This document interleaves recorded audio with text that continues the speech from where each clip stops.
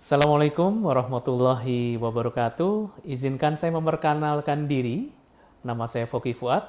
Saya akan membawakan materi tentang Socio-Legal Studies, di mana di dalamnya kita akan mempelajari tentang bagaimana kaitan antara hukum dengan perilaku manusia, termasuk budaya dan kehidupan sosial di dalamnya. Untuk itu, mari kita simak penjelasan-penjelasan di bawah ini.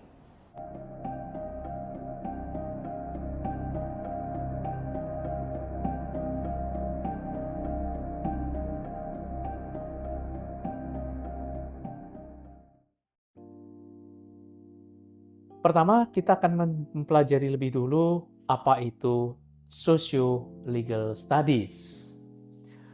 Kalau kita bicara tentang norma-norma hukum, maka hukum itu dalam perspektif socio-legal studies tidak hanya melihat dalam perspektif hukum sebagai produk legislasi negara.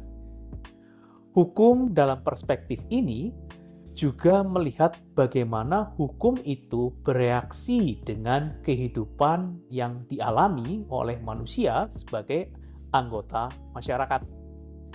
Dalam hal ini, kita melihat bahwa hukum itu bukanlah sebagai sebuah ruang hampa di mana hukum itu sendiri, tidak berinteraksi dengan yang lain. Hukum itu, karena tadi dikatakan dia merupakan bagian dari kehidupan manusia, dan tentunya manusia dengan budayanya, maka tentunya dia akan terikat erat dengan segala kepentingan yang dialami oleh manusia itu sendiri. Sehingga dalam perspektif ini, kita bisa melihat bahwa hukum itu membutuhkan alat bantu ilmu pengetahuan lainnya. Dia tidak hidup sendiri tentunya dalam hal ini. Misal, untuk melihat perilaku-perilaku manusia dalam kehidupan sosialnya tadi, kita membutuhkan alat bantu lainnya seperti sosiologi, kemudian antropologi, kemudian ekonomi, kemudian politik, dan tentu juga misalnya sejarah. Nah, oleh karena itu, ketika kita bicara hukum dalam perspektif socio-legal studies, hukum kita lihat dalam bentuknya yang multidisipliner. Ilmu yang tidak hanya melihat dari kacamata dogmatika hukum itu sendiri, tetapi melihat bagaimana relasi ilmu hukum dengan ilmu-ilmu lainnya, sehingga membentuk sebuah perspektif yang utuh atas makna ilmu hukum. Baik, kalau kita bicara tentang socio-legal studies, dia menjadi rumah dari sebagian besar rumpun ilmu interdisipliner tadi. Dia menjadi rumah besar bagi sosiologi hukum, dia menjadi rumah besar bagi antropologi hukum, psikologi hukum, sejarah hukum, dan masih banyak yang lain. Jadi dalam hal ini, socio-legal studies itu berumahnya di dalam rumah besar ilmu hukum. Nah, oleh karena itu, ia memiliki akar yang kuat dari tradisi keilmuan ilmu hukum.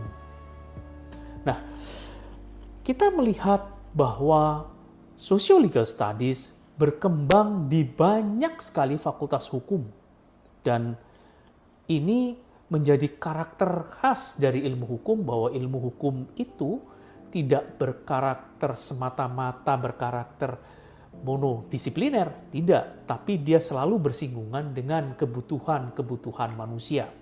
Nah, saudara, bisa kita lihat seperti ini.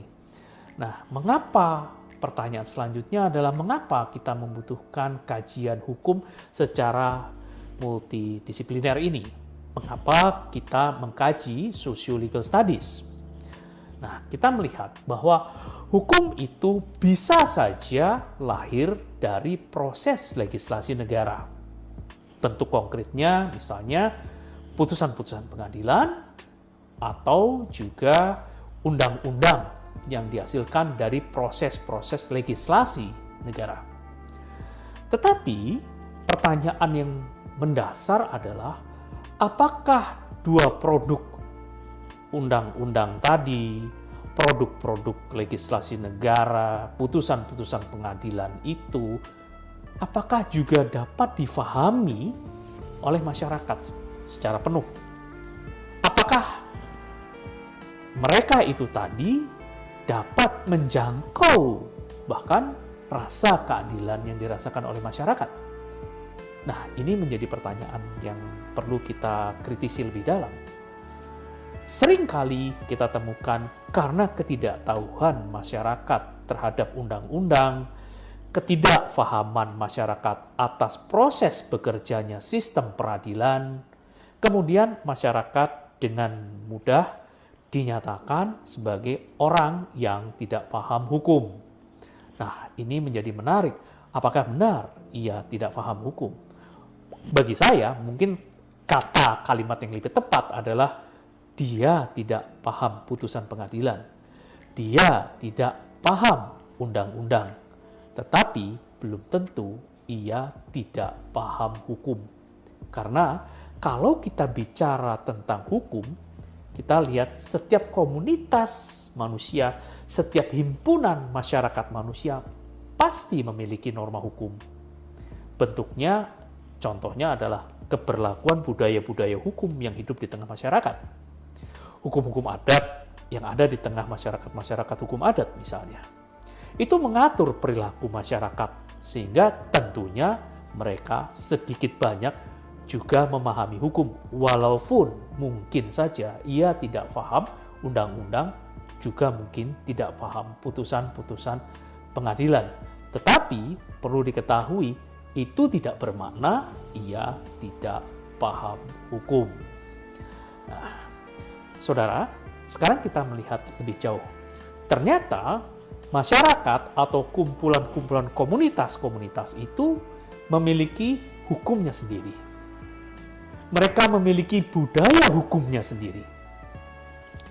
Nah, hukum itu lahir dari kesadaran mereka untuk mempertahankan diri mereka, mempertahankan kelompok sosialnya, agar kelompok-kelompok sosialnya itu tidak pecah. Dibutuhkan norma di situ untuk mempertahankan eksistensi manusia. Tanpa norma, maka manusia, kelompok-kelompok sosial manusia tadi bisa berantakan, bisa rusak binasa. Mempertahankan eksistensi kelompok sosial manusia diperlukan norma.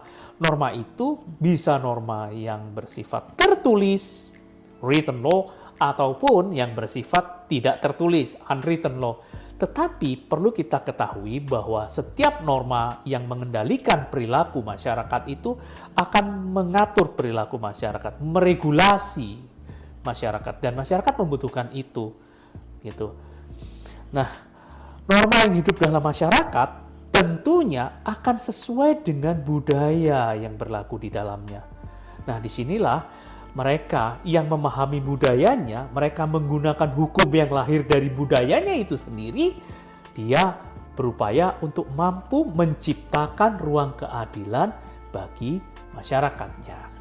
Nah, demikian penjelasan saya tentang makna ontologi dari Socio-Legal Studies. Semoga bermanfaat buat kita semua.